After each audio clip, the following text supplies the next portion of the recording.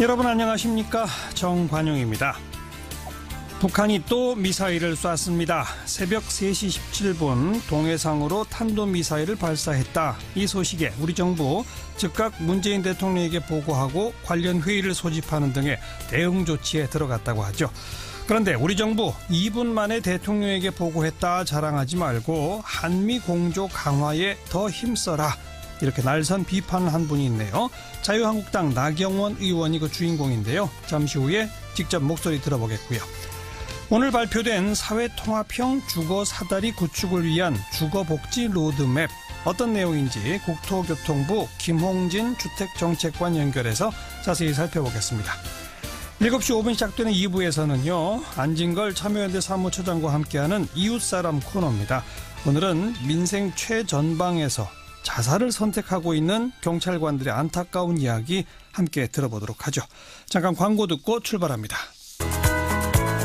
지금 보수 혁신의 가장 큰 걸림돌은 홍준표 대표의 막말이다. 네, 나경원 의원이 날린 돌직구입니다.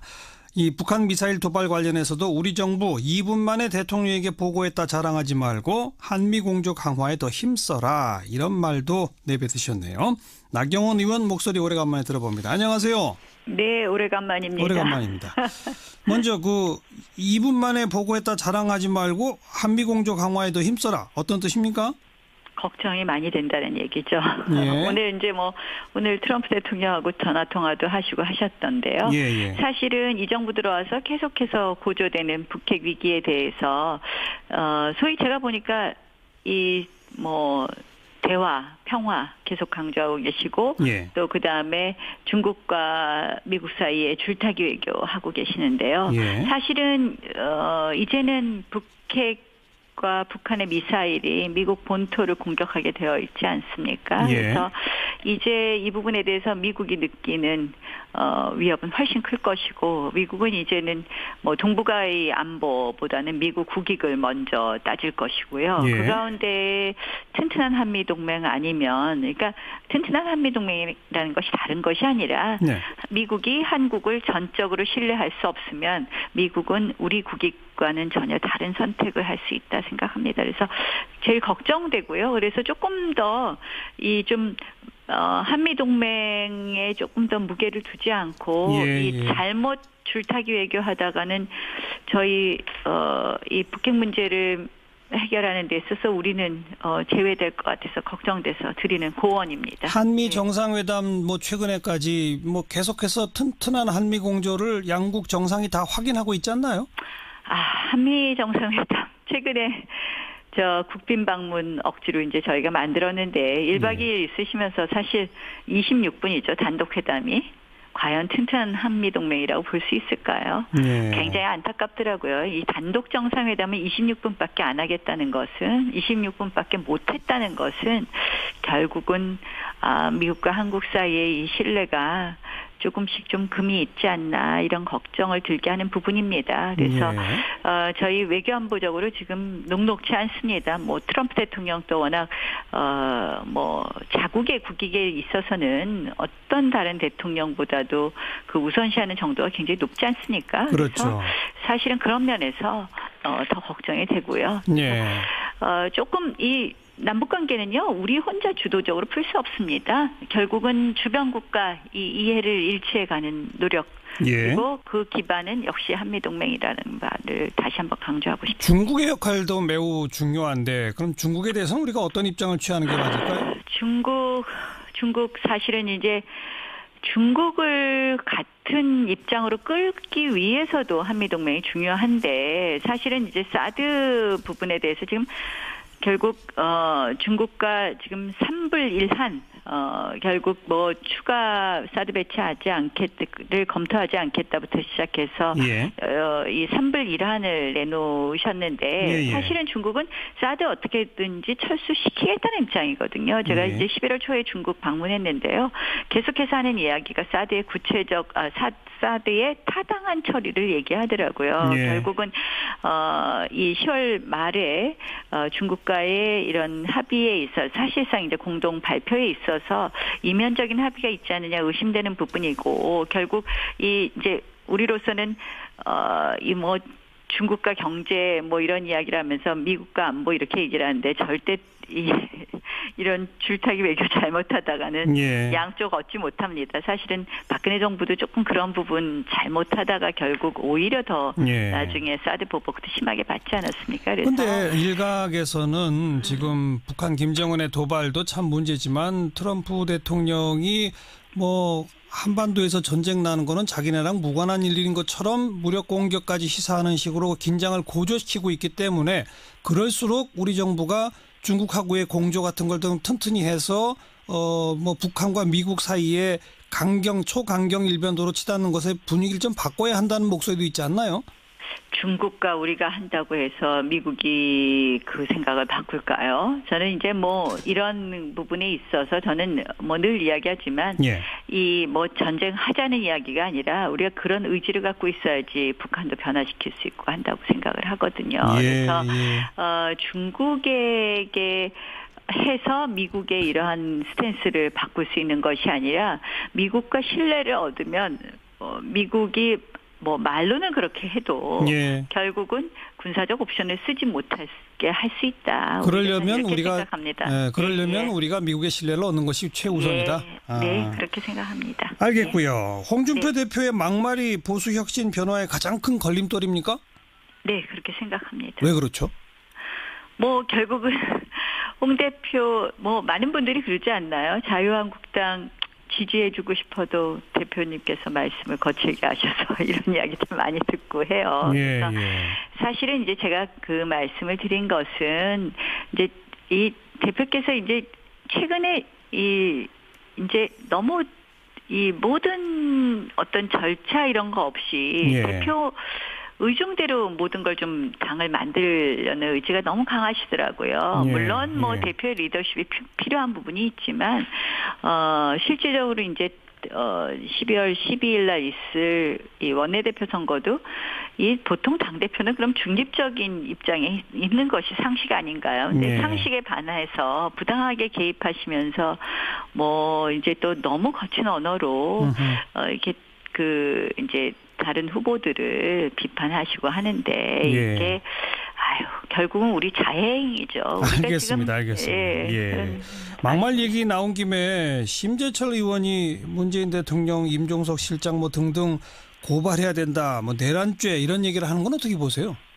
조금 뭐 저는 뭐 이렇게 쉽게 동의할 수 없는 부분이 있는데요. 뭐 그분은 이제 아마 구체적인 뭐 이런 뭐 좀 법을 위반한 부분이 많지 않느냐 이런 부분을 주장하신 거 아닌가 이렇게 생각합니다. 일종의 그것도 막말이라고 보지는 않으시는 거군요. 뭐 지금 이제 홍 대표께서 말씀하신 부분 제가 이제 막말 얘기한 것이 뭐 암덩어리 고름 뭐 이런 이야기시잖아요. 그렇죠. 그렇게 듣는 사람들로 하여금 이런 어떤 이 감정적인 혐오감을 주는 말씀들이시잖아요.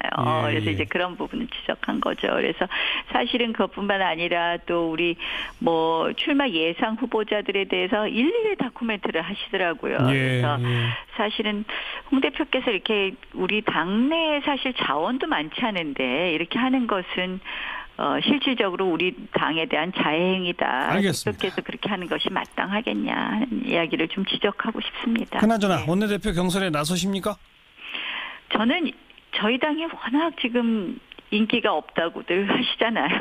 근데 이제 결국은 다시 국민 신뢰받고 뭐 좀 이렇게 돼야 되는데 그 과정, 당이 다시 좀 재건되는 데 있어서 어떤 역할이 저한테 중요한 걸까 하고 계속 고민하는 중입니다. 아직 고민 중이다. 네, 그렇습니다. 여기까지 수고하셨습니다. 네, 고맙습니다. 자유한국당 나경원 의원이었습니다.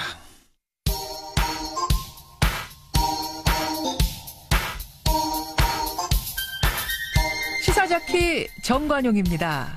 여러분은 지금 CBS 라디오와 함께하고 계십니다. 저는 출근길 김현정의 뉴스쇼 김현정입니다. 국토교통부가 내놓은 주거복지 로드맵 자세한 내용 김흥진 주택정책관 연결해서 설명 듣겠습니다. 안녕하세요. 예, 안녕하세요. 예, 간단히 말하면 5년 동안 100만 호의 공공주택을 보급한다. 이게 핵심인 거죠? 예, 그렇습니다. 저희가 이제 그동안 정부에서 여러 차례 그 주거복지 관련된 정책을 많이 발표를 했었는데 예. 주로 이제 공급자 중심으로 저희가 많이 발표를 했다고 생각을 합니다. 예. 이번에는 저희가 이제 수요자 중심으로 예. 그 지원받으신 분들의 생애 단계에 맞춰가지고 예. 임대주택을 100만 호를 임대주택을 포함한 공공주택을 100만 호를 공급을 하고 그렇죠. 단순히 이렇게 주택 공급만 하는 것이 아니고 금융 지원하고 복지 서비스를 묶어가지고 예. 일종의 패키지로 저희가 지원을 하겠다라고 알겠습니다. 하는 큰 그림을 저희가 내놨습니다. 역대 다른 정부들도 공공주택은 꾸준히 공급해 오지 않았습니까? 근데 과거 정부보다 100만 호라고 하는 건 어느 정도나 많은 겁니까?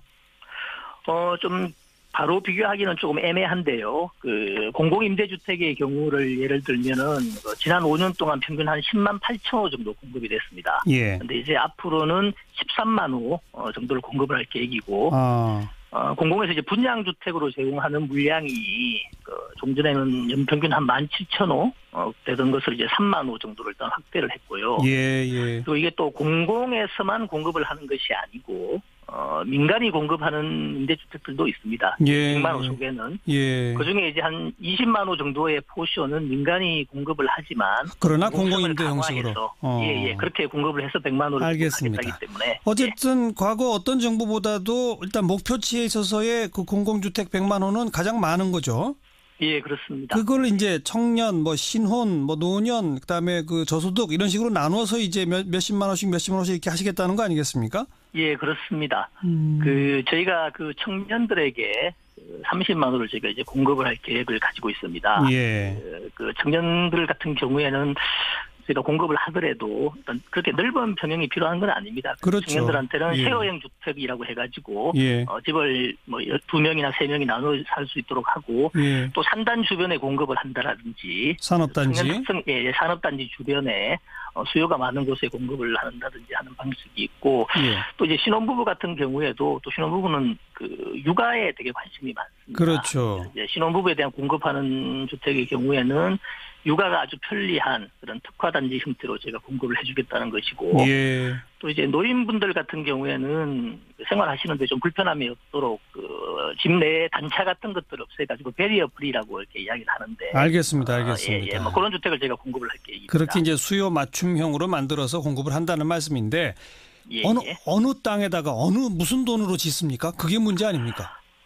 제가 이제 100만 호를 공급을 한다라고 했는데 이 100만 호가 다 새로운 부지에 건설하는 것은 아닙니다. 예. 한 30만 호 정도는 이제 기존에 있는 주택을 매입을 해가지고 예. 리모델링을 한다라든지 아니면 이제 새로 짓거나 하는 그런 방식으로 공급을 할 수가 있고 예. 또 하나는 이제 LH가 기존에 있는 그 집주인하고 임대를 맺어가지고 물량을 확보한 다음에 다시 재임대를 하는 형식으로 그렇게 해서 나가는 물량이 한 30만 호 정도가 되고요. 예. 실제로 이제 건설이 필요한 부분이 70만 호 정도가 이제 건설을 해야 되는 물량인데 예. 지금 공공에서 한 77만 호 분 정도의 공공택지를 현재 확보를 하고 있습니다. 그리고 예. 저희가 이제 한 40개 지구를 추가로 지정을 해가지고 예. 한 16만 호 정도의 물량을 제가 추가로 확보를 해서 입지가 좋은 곳 위주로 제가 이제 공급을 할 그런 계획으로 있습니다. 기존에 이미 그 확보하고 있는 77만 호의 그 부지들이 수도권이나 대도시 인근에 좋은 땅들입니까?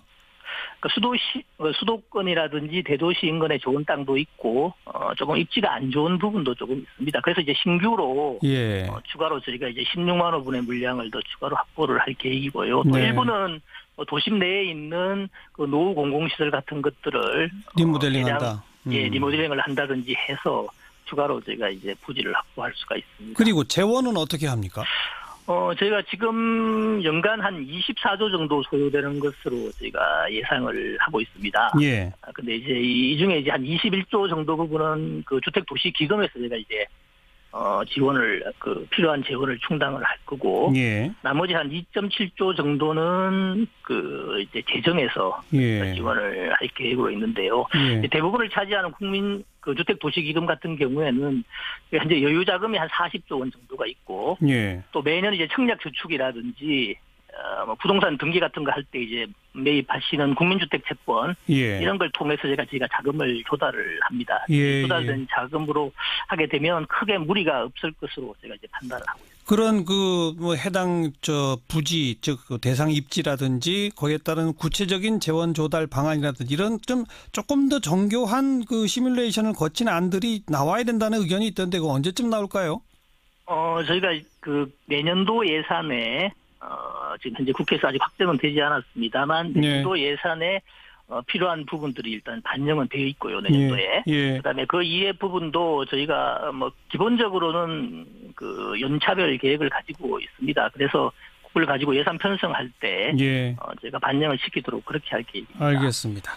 그 외에 기존 임대주택에 살고 계시는 그 참 서민들의 제일 어려운 게 전월세 값이 막 오르는 거 아닙니까? 전월세 상한제라든지 임대차 계약갱신 청구권 같은 거 이건 왜 아직 거론이 안 되나요?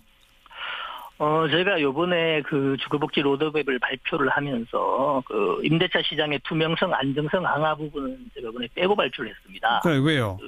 저희가 이제 기본적으로 어떤 방향으로 할 것인지 그리고 또 세부적인 방안에 대해서는 이제 관계부처 간의 협의가 다 끝이 났고 일단 기본적인 방향은 정해졌습니다만 제가 10월 달에 한번 연기를 한 적이 있거든요. 이제 가계부채 대책 발표를 하면서 그때 저희가 주택시장에 미치는 영향을 보고 적정한 시기에 발표를 하겠다. 그렇게 이야기를 한번 한 적이 있는데. 그러니까 언제 발표합니까? 그러니까 12월 중에. 12월. 금년 중에 제가 발표를 할 건데 이게 아무래도 임대차 시장과 관련된 내용이 임차인의 주거 안정뿐만이 아니고 맞습니다. 알겠습니다. 때문에 일단 12월 중에는 분명히 이제 어떤 뭔가를 내놓는다 이 말씀이죠. 그렇습니다. 기다려 보겠습니다. 네, 오늘 고맙습니다. 네, 국토교통부 김흥진 주택정책관이었습니다. 윤태곤의 뉴스 사이다. 윤태곤 실장 어서 오십시오. 네, 안녕하세요. 국정원이 그 명칭도 바꾸는 개혁안을 내놓았다고요? 국가정보원법 개정안 대외안보정보원법이 공개가 됐어요. 근데 국정원 개혁 TF 있지 않습니까? 거기가 이제 국정원하고 같이 논의해서 만든 건데 골자가 이렇습니다. 일단 이름을 바꾸겠다. 대외안보정보원으로. 대외안보정보원. 그리고 정치 관여 우려가 있는 부서를 다시 설치할 수 없게 법으로 만들겠다. 법에 아예 그냥 그렇게. 지금 사실 그런 국들이 없어졌다가 생기고 막 이랬었어요. 그렇죠. 과거에도. 지금도 이미 이제 2개의 국이 폐지가 됐는데 그럼 국정원의 이게 내부 구조조정이지 않습니까? 뭐 사람 바뀌면 다시 생길 수도 있는 거거든요. 또 만들 수도 있는 거죠. 요즘 그 추명호 전 국장이라는 사람 이름이 많이 나오잖아요. 우병우 전 수석하고 이거 뭐 가깝고 사람 사찰하고 뭐 이랬다는 사람. 이분이 국익정보국장이었어요. 맞아요. 이 국익정보라는 게 아주 포괄적으로 들리지 않습니까? 그러니까 이것도 할 수 있고 저것도 할 수 있는 근거를 만들어 놓았었는데 이걸 이제 없애겠다는 거죠. 그리고 불법 감청 금지 조항. 불법 감청은 원래 불법이니까 감청을 하면 안 되는데 이것은 이제 처벌 조항 같은 게 약한데 이건 이제 국정원 직원이라든지 내부 조직에서 훨씬 더 높이겠다라는 거죠. 그래서 직무 일탈의 가능성을 차단하겠다. 이렇게 되면은 위에서 시키더라도 밑에 사람이 안 할 수 있는 근거가 마련되는 거죠. 법적 근거가. 그렇죠. 그다음 제일 크고 좀 논란의 여지도 있는 것은 대공수사권을 다른 기관으로 이관 폐지하겠다는 거예요. 그럼 국정원이 간첩을 안 잡겠다는 건가? 그렇죠. 아니 그렇다기보다는 수사권이 아니라 정보 수집권만 가지겠다는 겁니다. 예컨대 CIA라든지 그런 데는 그런 식이에요. 정보 수집권만 가지고 있어가지고 뭐 FBI나 경찰로 이관하게 돼 있어요. 그렇죠. 우리도 상당 부분은 경찰이나 검찰로 이관해서 하는데 국정원은 수사권을 가지고 있었거든요. 그런데 정보 수집만 하고 수사는 다른 기관으로 넘기겠다. 맞습니다. 그리고 이제 정보 수집 기능에 대해 가지고도 되게 구체화해놨어요. 지금까지는 아까 이제 국익정보국도 마찬가지인데 국내 보안 정보에 대해서는 수집할 수 있다 이렇게 해놨습니다. 그럼 사실 코에 걸면 코걸이, 귀에 걸면 귀걸이라고 해가지고 다 국내 보안으로 다 갖다 붙였었거든요. 근데 이제 어떻게 하냐면은 국외 및 북한 정보, 방첩, 대테러, 국제범죄 조직, 방위산업 침해, 경제안보 침해 관련된 정보만 수집한다. 그럼 국내 보안 정보라는 용어는 빠진다? 그렇죠. 그리고 이제 국외 및 북한 정보 쪽에서도 지금 국가보안법 사항 중에 찬양 고무죄하고 불고지죄에 대해서는 정보 소집 범위에서 제외하기로 했어요. 찬양 고무죄라는 게 뭐 단순하게 이제 뭐 나는 김정은이 좋다 뭐 이런 거 이제 인터넷에 이제 올리는 경우들도 있지 않습니까? 그런 거는 이제 국정원이 할 필요가 없다는 거죠. 그리고 이제 추가된 게 군사기밀보호법, 국법법상의 북한 연계 안보 침해 행위 등에 대한 정보 수집이 추가된 거고요. 네, 국내 기능은 사실상 완전히 없어지는 건가요? 어떻게 되는 거예요, 그러면? 그러니까 원래 이제 해외 정보원으로 하자라고 하면서 국내 기능 완전히 없애자라는 이야기도 있긴 있었어요. 예. 근데 이제 북한 문제는 항상 국내하고 연결되는 것들이 있지 않습니까? 그럼요. 뭐 아까 간첩 이야기도 나왔지만 난파돼가지고 뭐 우리 국민을 접촉하고 이런 경우들이 있잖아요. 예. 그렇기 때문에 북한 공작원하고 접촉하는 국내인 같은 사례는 발생할 수 있다. 국내 정보를 수집하는 게. 그건 해야죠, 또. 그렇죠. 아까 국가보안법상에서 찬양 고무죄만 안 하는 거니까요. 예. 결국 아까 제가 말씀드린 게 그 대공수사권 문제 있잖아요. 그렇죠. 이건 아직 갈 길이 멉니다. 오늘 국정원 법에 의하더라도 약간 명확하지 않은 지점들이 있어요. 어디로 보내겠다는 건지가 아직. 맞습니다. 이게 경찰개혁, 검찰개혁, 뭐 검경수사권 조정 이런 거하고 다 연동되는 문제거든요. 네. 국정원이 우리는 안 한다 하더라도 그걸 넘겨받을 곳이 있어야 되는 거잖아요. 그렇죠. 지금 검찰, 경찰의 대공수사 기능이 없는 건 아닌데 지금까지는 국정원이 그걸 다 하니까 검경은 그걸 좀 뒤처리하는 식 이었었거든요. 네. 실질적 수사 기능은 이제 약했다는 거예요. 근데 이제 이런 우려에도 불구하고 왜 없애느냐. 정보 수집하고 수사권 기능 같이 붙여놓으니까 과거에 뭐 간첩 조작 사건은 워낙에 많으니까. 그 서울시 공무원 간첩 조작 사건이 대표적이잖아요. 그렇죠. 그거는 이제 아주 과거 독재 시대 때 일이 아니지 않습니까? 최근의 일이죠. 예, 이건 뭐 중국 공문서까지 조작해가지고 간첩을 억지로 만들려고 한 거잖아요. 맞아요. 자기들이 이 사람이 뭐 대공용의점이 있다라고 정보 수집을 한 다음에 그걸 또 자기들이 수사를 하니까 이런 무리수를 두게 된 거죠. 그러니까 이게 정보 수집과 수사권을 동시에 가지면 이런 부작용이 나온다는 것인데 문 대통령의 이제 대선 때 공약을 보면은 국가경찰 산하에 안보수사국을 신설한다고 돼 있어요. 근데 여기는 사실 자치경찰하고 국가경찰하고 분리가 되고 좀 복잡해요. 지금 경찰개혁에 대한 여러 가지 안이 나오는데 이렇게까지 가기는 어려울 것 같은데 어찌됐든 간에 경찰 조직 개편이 돼야지 이걸 받아가는 데가 아무튼 있는 거죠. 문 대통령의 그 대선 공약의 기본 정신은 국정원의 대공수사권을 경찰로 간다. 맞습니다. 이거죠. 그럼 이 조직 재편도 되겠죠. 지금 국정원의 직원들 중에 일부들이 뭐 경찰로 이제 이관되거나 신분 이전을 하는 이제 큰 경우가 발생하지 않겠습니까? 그럼요. 뭐 1000명 단위의 사람이 옮길 수도 있는 거죠. 아무튼 지금까지 나온 국정원 개혁안이나 국정원 개혁 관련 법 중에서는 가장 좀 센 것 같은데. 그렇죠. 앞으로 진척이 어떻게 될지 지켜보겠습니다. 네. 수고하셨어요. 감사합니다. 윤태곤 실장이었습니다. 오늘 들어볼 소리는요. 북한이 ICBM급으로 평가되는 미사일 결국 발사했는데요. 이 사실을 전하는 북한 사람의 목소리를 들어보시죠. 대륙간 탄도로켓 시험 발사 성공! 조선노동당의 정치적 결단과 전략적 결심에 따라 새로 개발한 대륙간 탄도로켓 화성 15형 시험 발사가 성공적으로 진행되었다. 김정은 동지는 새형의 대륙간 탄도로켓 화성 15형의 성공적 발사를 지켜보시면서 오늘 비로소 국가 핵무력 완성의 역사적 대여 로켓 강국 위협이 실현되었다고 긍지 높이 선포하시었다. 네, 명백한 성공이고 핵무력 완성이다. 이런 평가죠.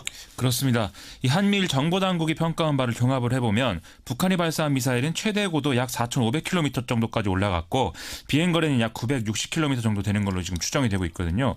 만약에 정상각도로 발사가 됐다라면 1만 킬로미터를 넘게 날아갔을 것이다. 이렇게 추정이 된다는 거죠. 그러면 거리상으로 볼 때 미국의 이제 서부 연안을 넘길 수 있는 수준이고 워싱턴 DC 인근에까지도 도달할 수 있는 거리다라는 평가입니다.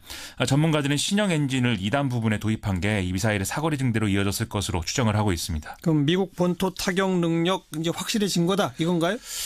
이제 그런 부분인데 하지만 아직 미심쩍은 대목이 없는 것은 아닙니다. 첫째로 실제 핵탄두에 준하는 무게가 이 탄두 부분에 실려 있었느냐 이걸 이제 알 수 없다는 것이죠. 네. 북한은 정부 성명을 통해서 초대형 중량급 핵탄두 장착이 가능한 미사일이다라고 주장하고 있긴 한데 전문가들은 그게 아니라 뭐 모의 탄두나 좀 가벼운 걸 실어서 이렇게 사거리가 늘어난 거 아니냐 이런 의구심을 갖고 있는 상황이라고 하고요. 둘째는 늘 얘기가 나오는 대기권 재진입 기술의 확보 여부가 불분명하다는 겁니다. 이 대기권 재진입 기술이 확보가 됐는지가 검증이 되려면 어쨌든 정상각도 발사가 이루어져야 된다는 것이거든요. 그런데 어쨌든 어쨌든 고각 발사로 진행이 됐기 때문에 여전히 기술 확보는 안 된 상태로 추정할 수밖에 없다는 얘기입니다. 어쨌든 지금까지 쏜 것보다는 가장 멀리 날아가는 것은 확실한 거 아니겠습니까? 그렇습니다. 미국의 반응은요? 백악관과 행정부는 전반적으로 좀 톤 조절에 힘쓰는 분위기인데요.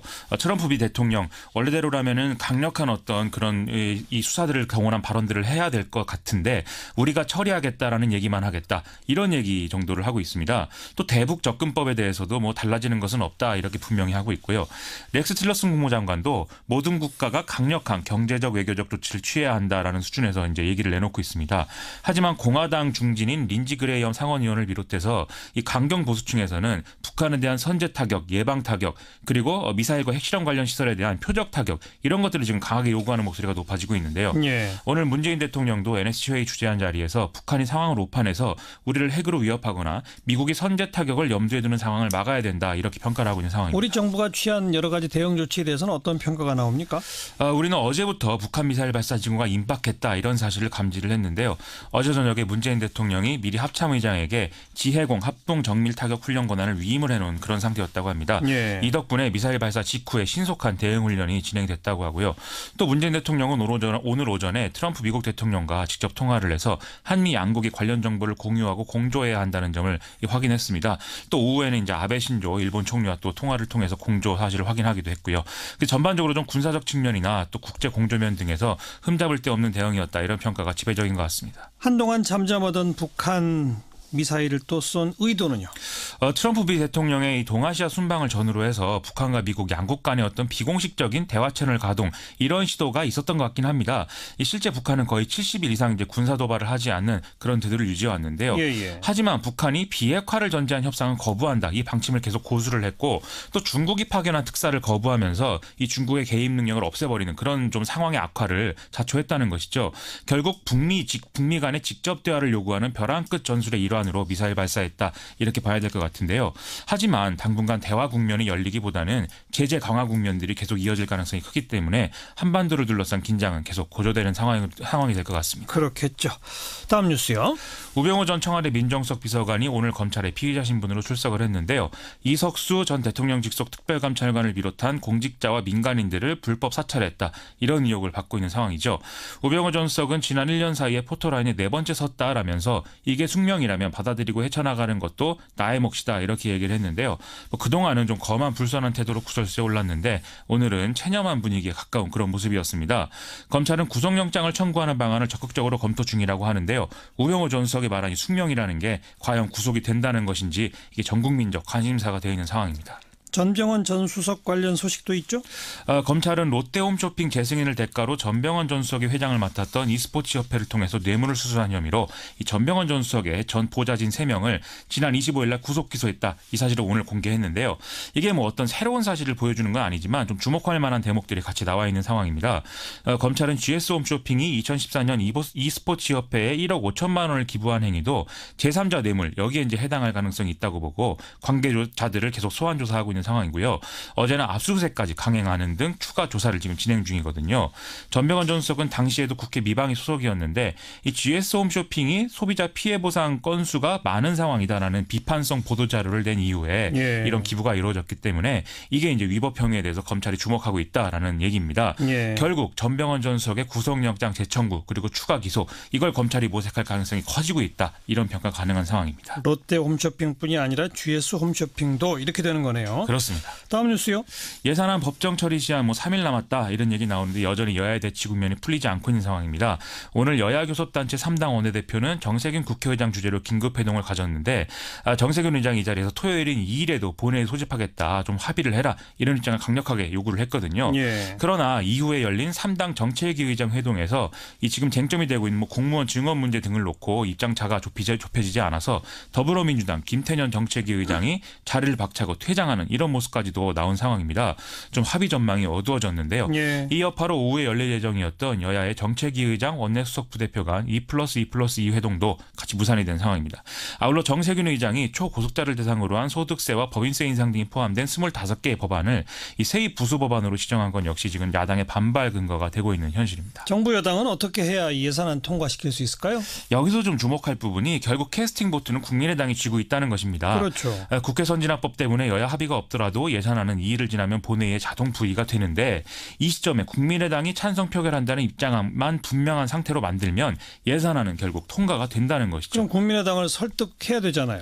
그렇죠. 어떤 카드로 하면 될까요? 그래서 이제 오늘 주목할 만한 이 문제가 나왔는데 오늘 더불어민주당 우원식 원내대표와 국민의당 김동철 원내대표가 호남권 KTX에 대한 공동 합의문을 발표를 했습니다. 예. 광주 송정에서 무안공항을 경유해서 목포에 이르는 호남 고속철 2단계 노선이 가장 현실적이다. 뭐 이런 내용인데요. 애초에 기재부가 제시한 안은 광주 목포 간의 기존 노선을 이제 고속화하는 수준에서 좀 하고 무안공항으로 가는 것은 지선을 신설해서 예산을 좀 아껴야겠다라는 것이었거든요. 예. 하지만 전라남도 등은 무안공항 활성화에 이 안은 도움이 되지 않는다는 이유로 무안공항을 경유하는 노선을 이제 신설할 것을 주장해 왔습니다. 예. 결국 이런 식으로 호남 예산을 고리로 해서 국민의당을 설득을 하면 좀 예산안 통과를 모색할 수 있다. 즉 플랜 B를 가동하는 거 아니냐 이런 해석이 가능한 그런 상황이라는 거죠. 뭐 지켜봅시다. 다음 뉴스는요? 오늘 정부가 취약계층의 빚을 정리해 줄 수 있는 장기소액 연체자 지원 대책을 발표했는데요. 원금 1,000만 원 이하 빚을 10년 넘게 갚지 못하고 있는 연체자의 상환 능력을 심사해서 능력이 없다라고 판단이 되면은 빚을 탕감해 주겠다 이런 내용입니다. 예. 현재 장기소액 연체자 총 159만 명으로 파악이 되고 있는 상태입니다. 구체적으로 어떻게 탕감받을 수 있어요? 지금 장기소액 연체자의 경우에 크게 4가지 경우로 구분할 수 있겠는데요. 우선 박근혜 정권 시절 만들어진 국민행복기금 내에서 빚을 안 갚고 있는 사람과 갚는 중인 사람 이렇게 구분할 수 있습니다. 이 중에 빚을 안 갚는 사람은 따로 신청을 받지 않아도 재산과 소득을 이 국민행복기금이 일괄 심사한다고 하는데요. 회수 가능한 재산이 없고 소득이 중위소득의 60%인 1인 가구 기준 월 99만 원 이하라면 상환 능력이 없다라는 판정을 받게 된다고 합니다. 또 빚을 갚는 중인 사람은 국민행복기금이나 신용회복위원회에 개별 신청을 해서 재심사를 받을 수 있고 이 경우에 상환 능력이 있다고 판단돼도 최대 90%까지 원금 감면이 가능하다고 하고요. 국민행복기금으로 넘어오지 않은 연체 채권도 따로 신청을 해서 상환 능력을 개별 심사하는 그런 방법이 있다고 합니다. 네, 여기까지 수고하셨어요. 고맙습니다. 김민아 기자였습니다.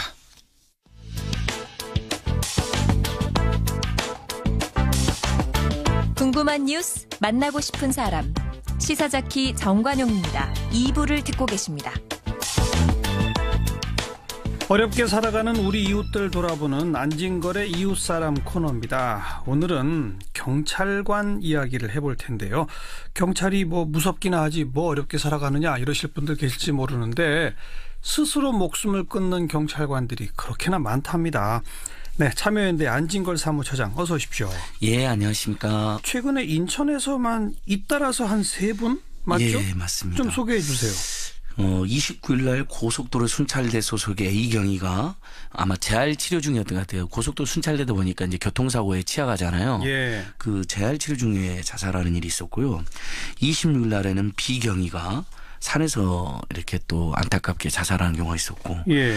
그다음에 이제 세 번째 케이스가 지난 10일인데 지구대 휴게실에서 곤총 자살을 했습니다. 맞아요. 평소에 우울증도 있었다고 하는데 예. 더 안타까운 것은 이분의 경우 그 다음 날에 따님 결혼식을 앞두고 있었다는 겁니다. 아이고, 예. 그러니까 사실 경찰 10만 명에 되는 거대한 조직이고 지난 독재 정권의 역사를 보면 경찰이 국민들에게 사실 민중의 지팡이가 아니라 민중의 몽댕이가 되었다. 민중을 네. 향한 그래서 이런 비아냥의 비판도 받았지만 그래도 우리가 세상을 살았는데 가장 중요한 두 서비스가 하나는 주민센터, 하나는 지구대잖아요. 그러니까 파출소, 지구대, 예, 경찰 서비스, 행정 서비스.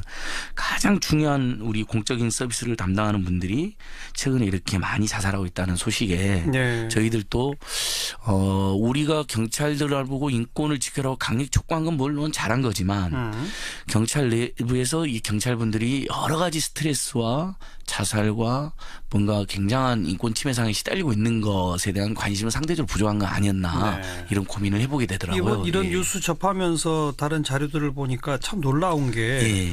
지난 5년 동안에 경찰관 근무 중에 순직한 것보다 자살한 경우가 더 많다면서요? 맞습니다. 그러니까 그 박남춘 의원실에서 자료를 냈는데요. 최근 5년간 자살한 경찰관은 일단 100명이나 되고요. 5년간 예, 100명? 예, 1년에 20여 명씩 자살을 한 것으로 밝혀졌고 이 기간에 경찰관이 이제 순직하신 분은 79명 정도 그러니까 그것도 많은 예, 건데. 그것도 많죠. 순직도 예. 정말 사회를 위해서 우리 국민을 위해서 쓰다가 돌아가신 거잖아요. 이것도 너무 억울하고 통탄할 일이고 더 안전하게 어떻게 하면 그런 일이 없을까 우리가 같이 고민해야 되는데 네. 그보다 27%나 많은 수치가 자살로 돌아가셨다고 하니까 참 어이가 없네요. 예, 너무 어이가 없다. 이거 예. 뭔가 근본적인 대책이 필요한 거 아닌가. 최근에 뭐 프랑스에서도 경찰들이 많이 자살한 데에서 프랑스가 발칵 뒤집힌 모양이에요. 그래서 내무장관이 직접 나서서 대책을 지시하고 그랬다는데 우리나라뿐이 아니군요. 예, 요 정도면 한국에서도 뭔가 좀 범정부 차원에서 좀 대책을 세워야 되는 거 아닌가. 그 이런 자살한 예. 분들의 그 원인 분석 이런 것도 있잖아요. 예, 그것도 나오더라고요. 어떻게 나옵니까? 우울증 등 정신 문제가 24%로 가장 많습니다. 그게 1등이에요? 예, 가정 문제도 한 24% 되고 다음 이제 신병, 비관, 경제 문제, 질병 뭐 이런 문제인데 실제로 또 질병으로 많이 돌아가시더라고요. 네. 지난 5년간에도 한 268명 정도 돌아가시고 했더라고요. 그러니까 질병이 제일 자살원이 많고 경찰 직분이 그다음에 자살, 그다음에 순직으로 되는 겁니다. 이렇게 사망 원인으로. 근데 네.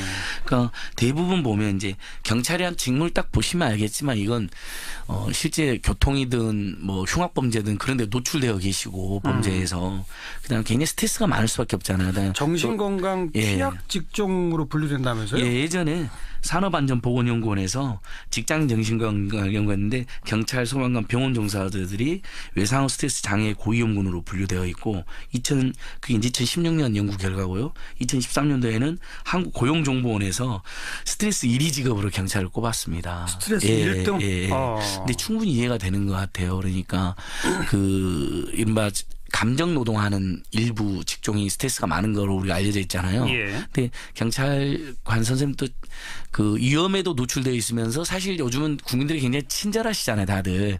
또 국민들이 또 이렇게 예전보다는 기본권이 신장하셔서 이런저런 정당한 요구, 경우에 따라서는 과한 요구도 하는 분들도 있고 네. 그런 요구도 굉장히 늘어났기 때문에 그러니까 경찰이 또 인권경찰로 거듭나는 과정에 있는 건데 내부에서는 또 그런 문화가 아직은 아니잖아요. 상명하고 독재시대 경찰 문화 남아 있습니다. 뭐 그런 게 이제 안팎에서 아마 어려움을 겪지 않나 이런 고민을 해봅니다. 그러니까 이쯤 되면 한국 사회에서 이제 소방관 문제는 많이 우리가 거론되고 뭐 고 챌린지 캠페인들도 많이 하시잖아요. 근데 경찰관 선생님들에 대해서 이제 저희가 본격적으로 좀 더 이 상태를 이렇게 방치하지 않는 뭔가 노력이 범사적 노력이 필요한 것 같습니다. 지금. 그 전직 경찰 공무원이셨고 지금은 경찰 인권센터를 운영하고 계신 장신중 센터장 전화로 좀 연결해서 좀 생생한 이야기를 듣고 더 이야기를 나누도록 하겠습니다. 네, 장신중 센터장님 안녕하세요. 네, 안녕하세요. 예, 센터장님은 경찰서장까지 지내셨죠? 순경부터 시작해서. 네, 그렇습니다. 모두 몇 년 근무하신 거예요? 네, 32년을 근무를 했습니다. 그런데 장 센터장님도 혹시 그 32년 근무 도중에 좀 뭐 우울증을 앓거나 이러신 적이 있었나요? 모든 사람이 다 그렇지는 않지만요. 이제 경찰의 이제 근무 환경에 노출되면은 그 우울증이나 이런 그 심각한 어떤 그 심리 상태에 빠지는 거는 뭐 그게 특별한 일이 아닐 수가 있습니다. 그래요? 외부에서 보는 경찰관들은 뭐 특별하게 문제가 없이 근무하는 것 같지만은 굉장한 어떤 심리적 부담, 그다음에 외적인 근무 환경의 그 어떤 열악한 상태, 그다음 조직 내부의 어떤 그 아주 좀 심한 그 권위주의 문화, 그다음에 그 시민들의 강력한 어떤 어필, 이 스트레스가 엄청난 그런 직업이거든요.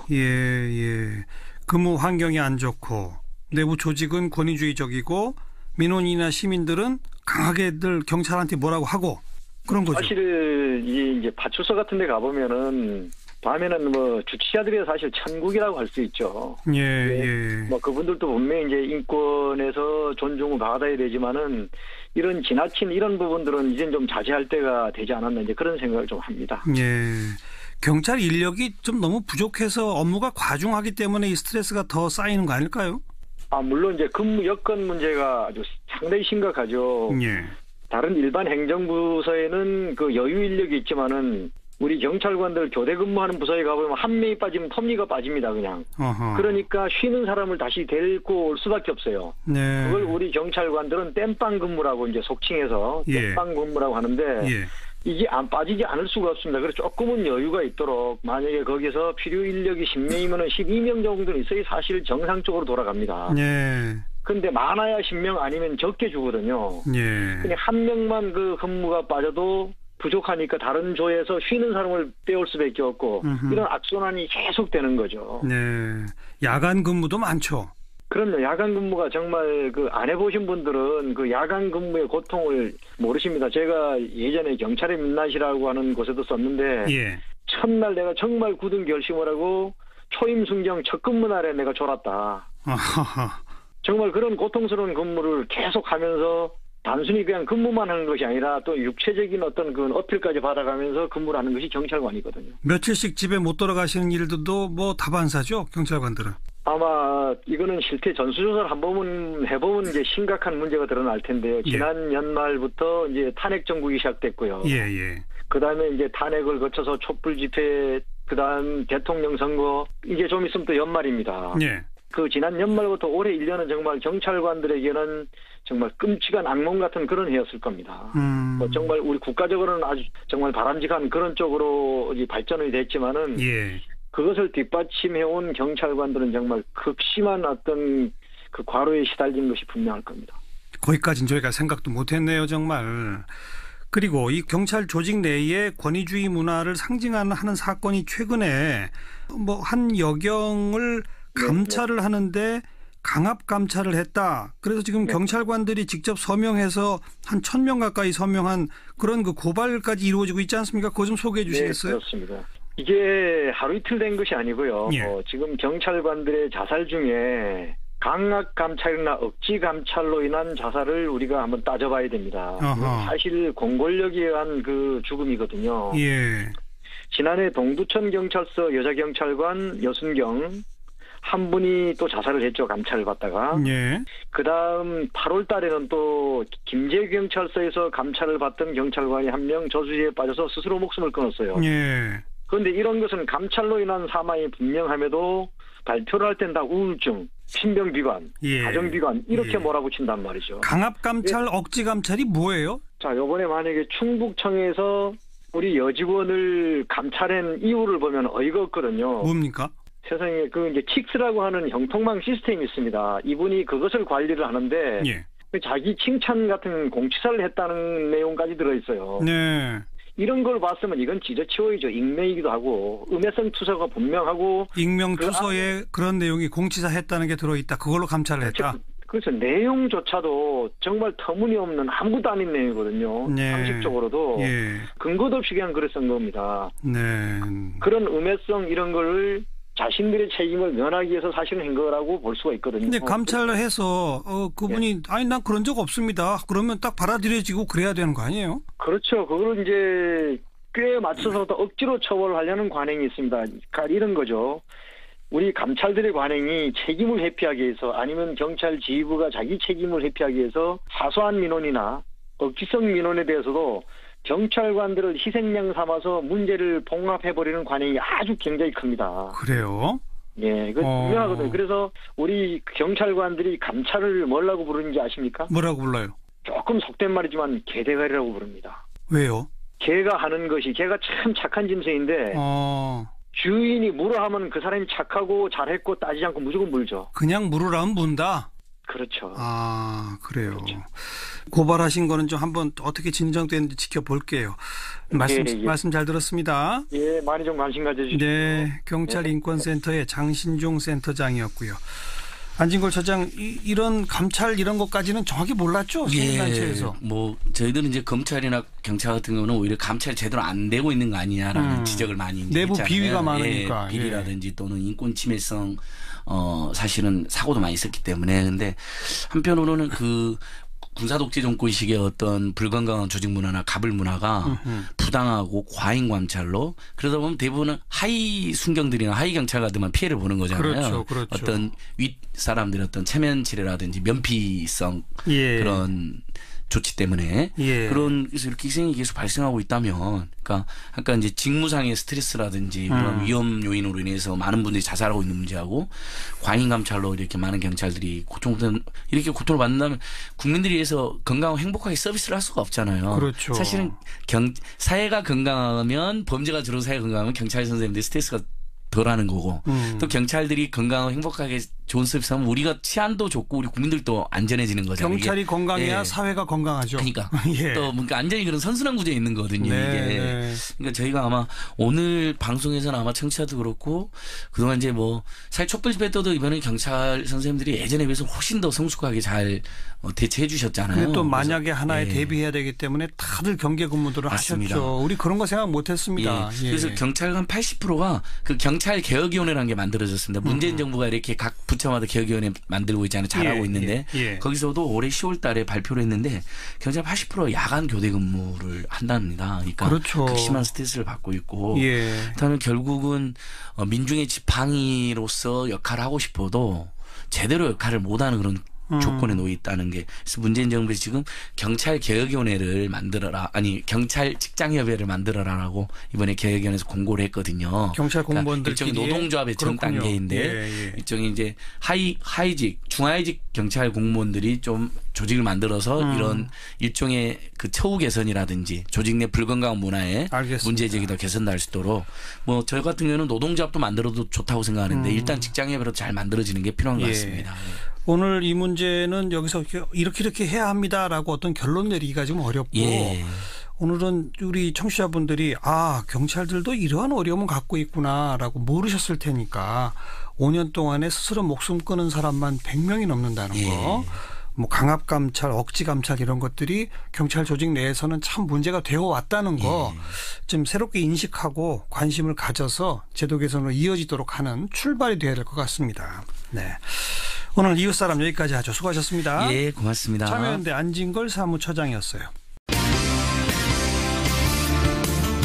여러분 안녕하십니까? 정관용입니다. 북한이 또 미사일을 쐈습니다. 새벽 3시 17분 동해상으로 탄도미사일을 발사했다. 이 소식에 우리 정부 즉각 문재인 대통령에게 보고하고 관련 회의를 소집하는 등의 대응 조치에 들어갔다고 하죠. 그런데 우리 정부 2분 만에 대통령에게 보고했다 자랑하지 말고 한미 공조 강화에 더 힘써라. 이렇게 날선 비판을 한 분이 있네요. 자유한국당 나경원 의원이 그 주인공인데요. 잠시 후에 직접 목소리 들어보겠고요. 오늘 발표된 사회통합형 주거사다리 구축을 위한 주거복지 로드맵 어떤 내용인지 국토교통부 김홍진 주택정책관 연결해서 자세히 살펴보겠습니다. 7시 5분 시작되는 2부에서는요. 안진걸 참여연대 사무처장과 함께하는 이웃사람 코너입니다. 오늘은 민생 최전방에서 자살을 선택하고 있는 경찰관들의 안타까운 이야기 함께 들어보도록 하죠. 잠깐 광고 듣고 출발합니다. 지금 보수 혁신의 가장 큰 걸림돌은 홍준표 대표의 막말이다. 네, 나경원 의원이 날린 돌직구입니다. 이 북한 미사일 도발 관련해서도 우리 정부 2분 만에 대통령에게 보고했다 자랑하지 말고 한미 공조 강화에 더 힘써라. 이런 말도 내뱉으셨네요. 나경원 의원 목소리 오래간만에 들어봅니다. 안녕하세요. 네, 오래간만입니다. 오래간만입니다. 먼저 2분 만에 보고했다 자랑하지 말고 한미 공조 강화에 더 힘써라. 어떤 뜻입니까? 걱정이 많이 된다는 얘기죠. 예. 오늘 트럼프 대통령하고 전화 통화도 하시고 하셨던데요. 예. 사실은 이 정부 들어와서 계속해서 고조되는 북핵 위기에 대해서 소위 제가 보니까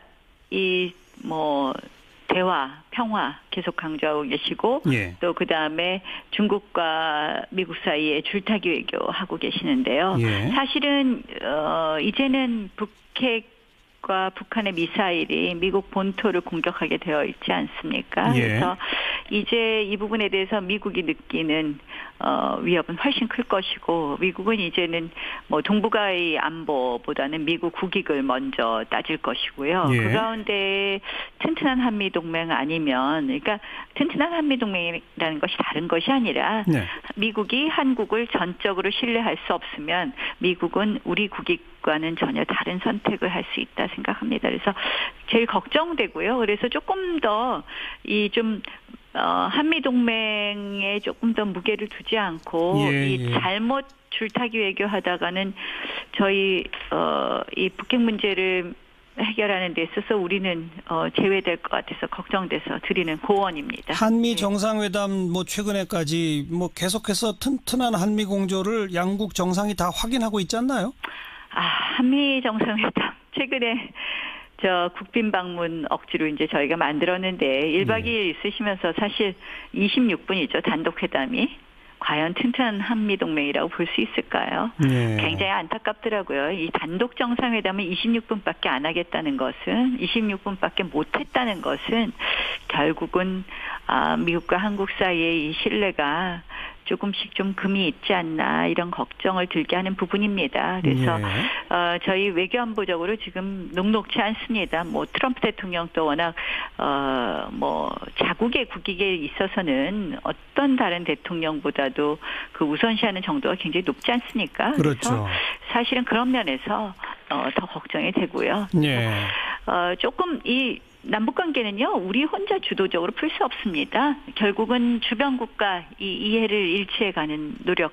그리고 그 기반은 역시 한미동맹이라는 말을 다시 한번 강조하고 싶습니다. 중국의 역할도 매우 중요한데 그럼 중국에 대해서는 우리가 어떤 입장을 취하는 게 맞을까요? 중국 사실은 이제 중국을 같은 입장으로 끌기 위해서도 한미동맹이 중요한데 사실은 이제 사드 부분에 대해서 지금 결국 중국과 지금 3불1한 결국 뭐 추가 사드 배치하지 않겠를 검토하지 않겠다부터 시작해서 이 3불1한을 내놓으셨는데 사실은 중국은 사드 어떻게든지 철수시키겠다는 입장이거든요. 제가 이제 11월 초에 중국 방문했는데요. 계속해서 하는 이야기가 사드의 구체적 사드의 타당한 처리를 얘기하더라고요. 결국은 이 10월 말에 중국과의 이런 합의에 있어 사실상 이제 공동 발표에 있어서 이면적인 합의가 있지 않느냐 의심되는 부분이고 결국 이 이제 우리로서는 이 뭐 중국과 경제 뭐 이런 이야기를 하면서 미국과 안보 이렇게 얘기를 하는데 절대 이런 줄타기 외교 잘못하다가는 양쪽 얻지 못합니다. 사실은 박근혜 정부도 조금 그런 부분 잘못하다가 결국 오히려 더 나중에 사드 보복도 심하게 받지 않았습니까? 그런데 일각에서는 지금 북한 김정은의 도발도 참 문제지만 트럼프 대통령이 뭐 한반도에서 전쟁 나는 거는 자기네랑 무관한 일인 것처럼 무력 공격까지 시사하는 식으로 긴장을 고조시키고 있기 때문에 그럴수록 우리 정부가 중국하고의 공조 같은 걸 좀 튼튼히 해서 뭐 북한과 미국 사이에 초강경 일변도로 치닫는 것의 분위기를 좀 바꿔야 한다는 목소리도 있지 않나요? 중국과 우리가 한다고 해서 미국이 그 생각을 바꿀까요? 저는 이제 뭐 이런 부분에 있어서 저는 뭐 늘 이야기하지만 이 뭐 전쟁 하자는 이야기가 아니라 우리가 그런 의지를 갖고 있어야지 북한도 변화시킬 수 있고 한다고 생각을 하거든요. 그래서 중국에게 해서 미국의 이러한 스탠스를 바꿀 수 있는 것이 아니라 미국과 신뢰를 얻으면 미국이 뭐 말로는 그렇게 해도 결국은 군사적 옵션을 쓰지 못하게 할 수 있다. 그러려면 우리가 미국의 신뢰를 얻는 것이 최우선이다. 네, 그렇게 생각합니다. 알겠고요. 홍준표 대표의 막말이 보수 혁신 변화의 가장 큰 걸림돌입니까? 네, 그렇게 생각합니다. 왜 그렇죠?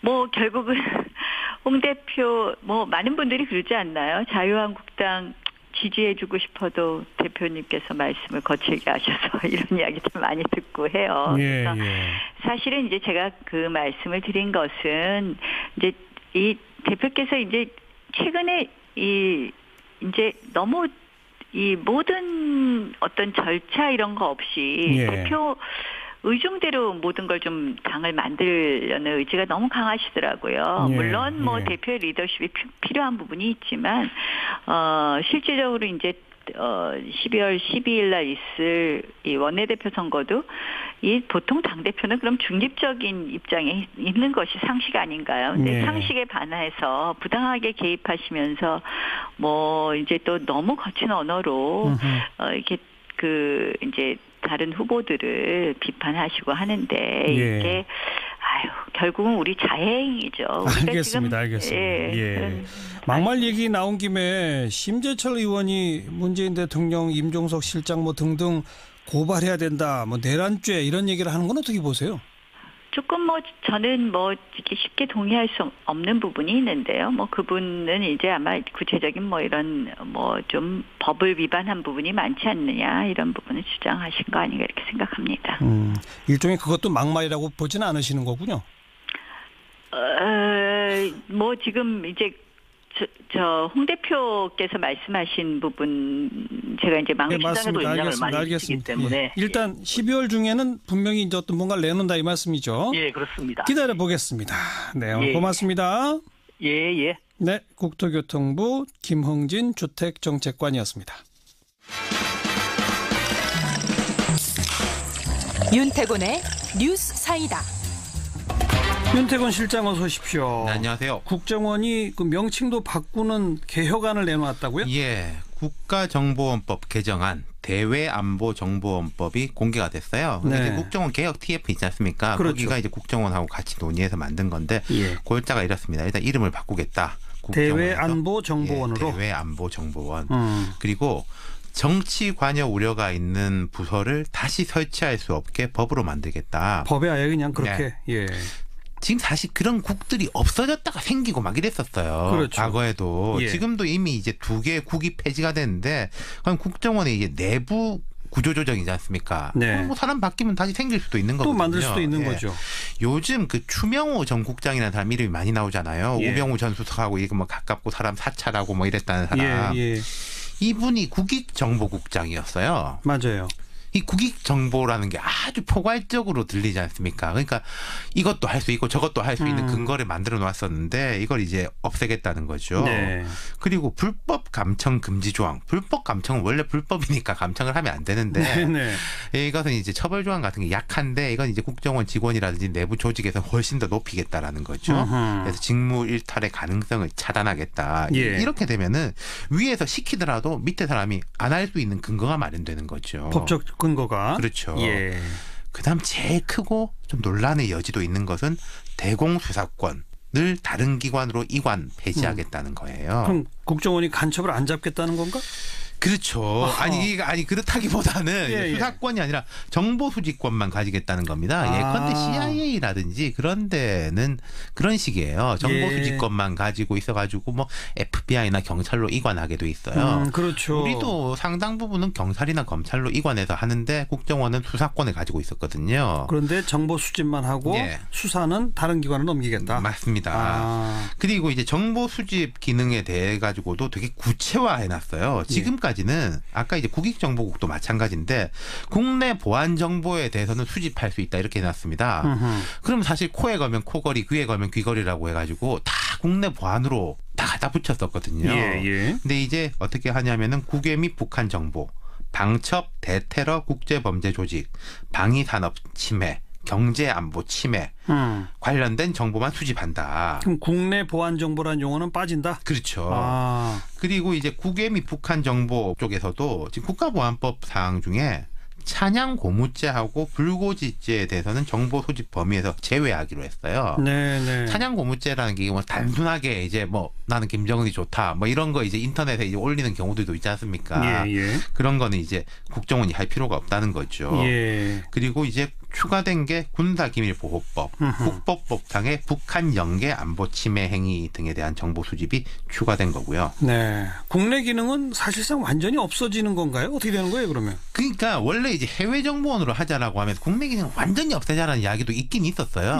근데 이제 북한 문제는 항상 국내하고 연결되는 것들이 있지 않습니까? 그럼요. 뭐 아까 간첩 이야기도 나왔지만 난파돼 가지고 뭐 우리 국민을 접촉하고 이런 경우들이 있잖아요. 그렇기 때문에 북한 공작원하고 접촉하는 국내인 같은 사례는 발생할 수 있다. 국내 정보를 수집하는 게. 그건 해야죠, 또. 그렇죠. 아까 국가보안법상에서 찬양 고무죄만 안 하는 거니까요. 결국 아까 제가 말씀드린 게 그 대공수사권 문제 있잖아요. 그렇죠. 이건 아직 갈 길이 멉니다. 오늘 국정원 법에 의한 정말 얘기한 것이 뭐 암덩어리, 고름 뭐 이런 이야기시잖아요. 그렇죠. 듣는 사람들로 하여금 이런 어떤 이 감정적인 혐오감을 주는 말씀들이시잖아요.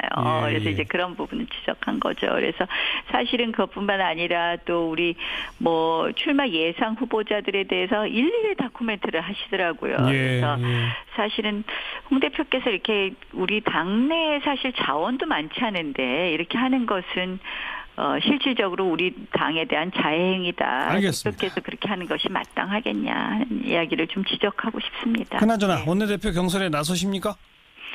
저는 저희 당이 워낙 지금 인기가 없다고들 하시잖아요. 근데 이제 결국은 다시 국민 신뢰받고 뭐 좀 이렇게 돼야 되는데 그 과정, 당이 다시 좀 재건되는 데 있어서 어떤 역할이 저한테 중요한 걸까 하고 계속 고민하는 중입니다. 아직 고민 중이다? 네, 그렇습니다. 여기까지 수고하셨습니다. 네, 고맙습니다. 자유한국당 나경원 의원이었습니다.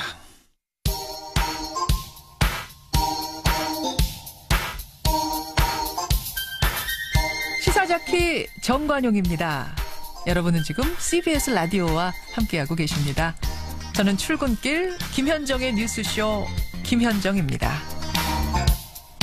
국토교통부가 내놓은 주거복지 로드맵 자세한 내용 김흥진 주택정책관 연결해서 설명 듣겠습니다. 안녕하세요. 예, 안녕하세요. 예, 간단히 말하면 5년 동안 100만 호의 공공주택을 보급한다. 이게 핵심인 거죠? 예, 그렇습니다. 저희가 이제 그동안 정부에서 여러 차례 주거복지 관련된 정책을 많이 발표를 했었는데, 예.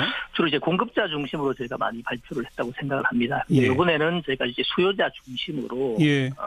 지원받으신 분들의 생애 단계에 맞춰가지고, 예. 임대주택을 100만 호를 임대주택을 포함한 공공주택을 100만 호를 공급을 하고, 그렇죠. 단순히 이렇게 주택 공급만 하는 것이 아니고 금융 지원하고 복지 서비스를 묶어가지고 예. 일종의 패키지로 저희가 지원을 하겠다라고 알겠습니다. 하는 큰 그림을 저희가 내놨습니다. 역대 다른 정부들도 공공주택은 꾸준히 공급해 오지 않았습니까? 근데 과거 정부보다 100만 호라고 하는 건 어느 정도나 많은 겁니까? 좀 바로 비교하기는 조금 애매한데요. 공공임대주택의 경우를 예를 들면은 지난 5년 동안 평균 한 10만 8천 호 정도 공급이 됐습니다. 예. 근데 이제 앞으로는 13만 호 정도를 공급을 할 계획이고, 공공에서 이제 분양주택으로 제공하는 물량이 좀 전에는 연평균 한 17,000호 되던 것을 이제 3만 호 정도를 일단 확대를 했고요. 예. 그리고 이게 또 공공에서만 공급을 하는 것이 아니고 민간이 공급하는 임대주택들도 있습니다. 예. 100만 호 속에는. 예. 그중에 이제 한 20만 호 정도의 포션은 민간이 공급을 하지만 그러나 공공임대 형식으로. 예. 그렇게 공급을 해서 100만 호를 알겠습니다. 하겠다기 때문에. 어쨌든 과거 어떤 정부보다도 일단 목표치에 있어서의 그 공공주택 100만 호는 가장 많은 거죠. 예, 그렇습니다. 그걸 이제 청년, 청혼, 노년, 그다음에 저소득 이런 식으로 나누어서 이제 몇십만 원씩 이렇게 하시겠다는 거 아니겠습니까? 예, 그렇습니다. 저희가 청년들에게 30만 원을 저희가 이제 공급을 할 계획을 가지고 있습니다. 예. 청년들 같은 경우에는 저희가 공급을 하더라도 그렇게 넓은 병영이 필요한 건 아닙니다. 그렇죠. 청년들한테는 쉐어형 주택이라고 해가지고 집을 2명이나 3명이 나눠 살 수 있도록 하고 또 산단 주변에 공급을 한다라든지 산업단지 산업단지 주변에 수요가 많은 곳에 공급을 한다든지 하는 방식이 있고 또 이제 신혼부부 같은 경우에도 또 신혼부부는 육아에 되게 관심이 많습니다. 그렇죠. 이제 신혼부부에 대한 공급하는 주택의 경우에는 육아가 아주 편리한 그런 특화단지 형태로 제가 공급을 해주겠다는 것이고 또 이제 노인분들 같은 경우에는 생활하시는데 좀 불편함이 없도록 집 내에 단차 같은 것들을 없애가지고 베리어 프리라고 이렇게 이야기를 하는데 알겠습니다. 그런 주택을 제가 공급을 할 계획입니다. 그렇게 이제 수요 맞춤형으로 만들어서 공급을 한다는 말씀인데 어느 땅에다가 무슨 돈으로 짓습니까? 그게 문제 아닙니까? 제가 이제 100만 호를 공급을 한다라고 했는데 이 100만 호가 다 새로운 부지에 건설하는 것은 아닙니다. 한 30만 호 정도는 이제 기존에 있는 주택을 매입을 해가지고 리모델링을 한다라든지 아니면 이제 새로 짓거나 하는 그런 방식으로 공급을 할 수가 있고 또 하나는 이제 LH가 기존에 있는 집주인하고 임대를 맺어가지고 물량을 확보한 다음에 다시 재임대를 하는 형식으로 그렇게 해서 나가는 물량이 한 30만 호 정도가 되고요. 실제로 이제 건설이 필요한 부분이 70만 호 정도가 이제 건설을 해야 되는 물량인데 지금 공공에서 한 77만 호 분 정도의 공공택지를 현재 확보를 하고 있습니다. 그리고 저희가 이제 한 40개 지구를 추가로 지정을 해가지고 한 16만 호 정도의 물량을 제가 추가로 확보를 해서 입지가 좋은 곳 위주로 제가 이제 공급을 할 그런 계획으로 있습니다. 기존에 이미 확보하고 있는 77만 호의 그 부지들이 수도권이나 대도시 인근의 좋은 땅들입니까? 수도권이라든지 대도시 인근에 좋은 땅도 있고 조금 입지가 안 좋은 부분도 조금 있습니다. 그래서 이제 신규로 추가로 저희가 이제 16만 호분의 물량을 더 추가로 확보를 할 계획이고요. 또 일부는 도심 내에 있는 그 노후 공공시설 같은 것들을 리모델링한다. 리모델링을 한다든지 해서 추가로 저희가 이제 부지를 확보할 수가 있습니다. 그리고 재원은 어떻게 합니까? 저희가 지금 연간 한 24조 정도 소요되는 것으로 저희가 예상을 하고 있습니다. 예. 근데 이제 이 중에 이제 한 21조 정도 부분은 그 주택도시기금에서 저희가 이제 지원을 필요한 재원을 충당을 할 거고, 나머지 한 2.7조 정도는 이제 재정에서 지원을 할 계획으로 있는데요. 대부분을 차지하는 국민 주택도시기금 같은 경우에는 현재 여유자금이 한 40조 원 정도가 있고, 또 매년 이제 청약저축이라든지 부동산 등기 같은 거 할 때 이제 매입하시는 국민주택 채권 이런 걸 통해서 저희가 자금을 조달을 합니다. 조달된 자금으로 하게 되면 크게 무리가 없을 것으로 제가 이제 판단을 하고 있습니다. 그런 해당 부지 즉 대상 입지라든지 거기에 따른 구체적인 재원 조달 방안이라든지 이런 조금 더 정교한 시뮬레이션을 거친 안들이 나와야 된다는 의견이 있던데 그거 언제쯤 나올까요?